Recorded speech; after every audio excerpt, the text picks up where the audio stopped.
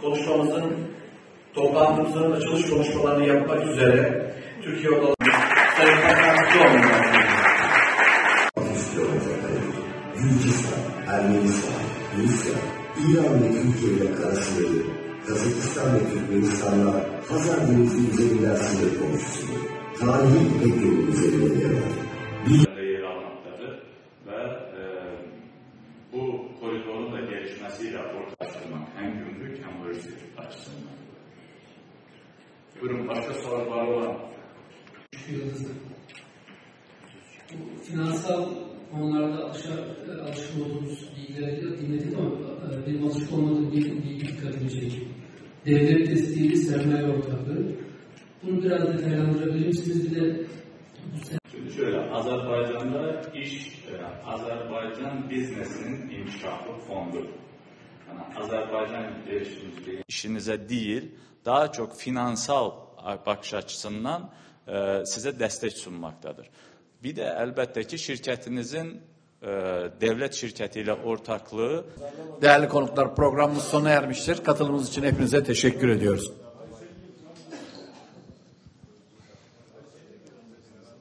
Türkiye'deki ticaret temsilciliğimiz 2023 yılından itibaren İstanbul'da faaliyet göstermektedir.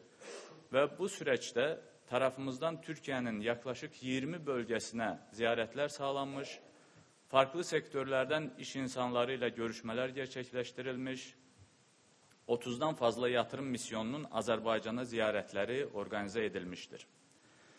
Azerbaycan'a seferler kapsamında organize sanayi bölgelerimiz, aynı zamanda serbest ekonomik bölgemiz ziyaret edilmiş ve firmaların ilgili devlet kurumlarıyla üst düzey görüşmeleri gerçekleştirilmiştir.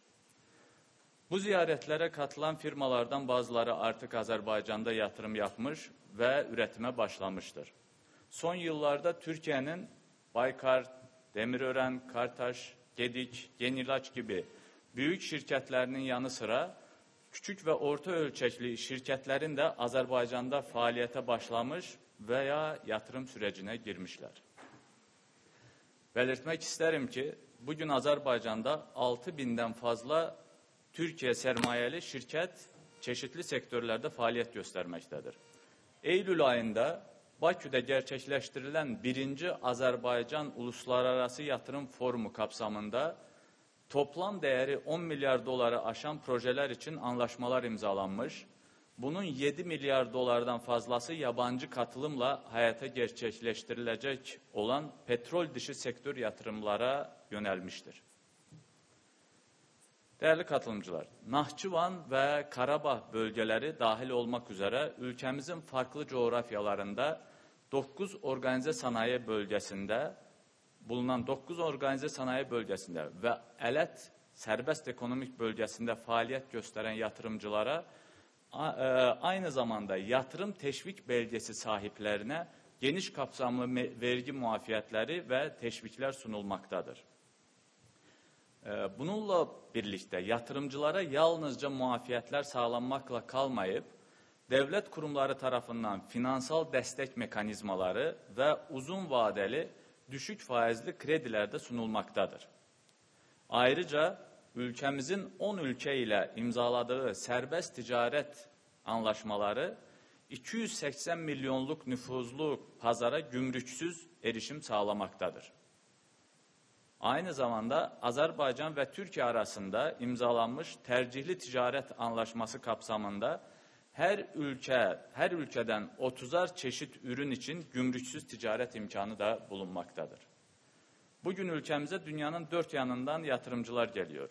Biz ise Türkiye'deki ticaret temsilciliği olarak bu fırsatlarda Türkiye'den olan iş insanlarının en ön sırada olmasını istiyoruz. Biz inanıyoruz ki Türkiye'den olan girişimciler Azerbaycan'da kazan ortamında çok büyük başarılara imza atabilirler. Değerli misafirler. Bugün Azerbaycan artık bağımsız ve egemen bir devlettir. Niye bugün deyirəm? Çünkü 34 sene önce biz bağımsızlığımızı bərpa ettik. 91. yılın 18 Ekim'inde. Ama 2 sene önce toprak bütövlüğümüzü berpa etmişik ve topraklarımız üzerinde egemenliğimizi berpa etmişik. Biz 30 sene odaklandık topraklarımızın azad olunmasına, ordu kuruculuğuna, savaşa. Ama bugün şükürler olsun ki artık Kafkasya'ya bir barış geliptir. Bugün Ermenistan'la ilişkilerimiz artık normallaşır. Yolları açırıq. İlk defa 2-3 gün önce Kazakistan'dan direkt Ermenistan'a giden trenle daşınan buğday için açtık ve bütün maniyeleri kaldırdık. Yani ticaret bölgede gelişmeye başlayır. Zengezur koridorunun açılması ve Zengezur koridorundan başka tüm Ermenistan sınırından Azerbaycan arasında olan bütün yolların açılışı, həmçində Gürcüstan üzerinden gelecek tren yolunun, Aksafa taraftan gelecek tren yollarının açılışı beklenilir ve bu iyi de gidiyor bu işler. Bu bölgemiz için yeni barış dövrü için yeni bir fırsatların yaratılmasıdır. Biz üstünlüğü Türkiye'ye vermişik ki Türkiye'de üretilmeyen şeyi biz başka devletlerden alacak. Yani paramız yurt dışına gelirse de o Türkiye üreticilerine gitsin. Ama bugün sizler için de iyi bir fırsatlar yarandı burada. Devletin avantajları var. Tarımda, hayvancılıkta %60'ını hibe olarak devlet verir. Biz yeni proje var. 21 milyar dolardan fazla Türkiye yatırımımız var. Türkiye, Sayın Başkanımız dediği gibi en büyük yatırım Azerbaycan devletidir. Yakın 3 senede 7 milyar dolarda yatırım edecek. Azerbaycan Dağlık Karabağ 32 yıllık bir işgalden kurtardı. Topraklarını özgürleştirdi. Bölgede kalıcı barış ve huzur fırsatı da doğmuş oldu. Şimdi orası savaştan sonra yeniden yapılanıyor. Böylece şirketlerimiz için de yeni fırsatlar çıkıyor.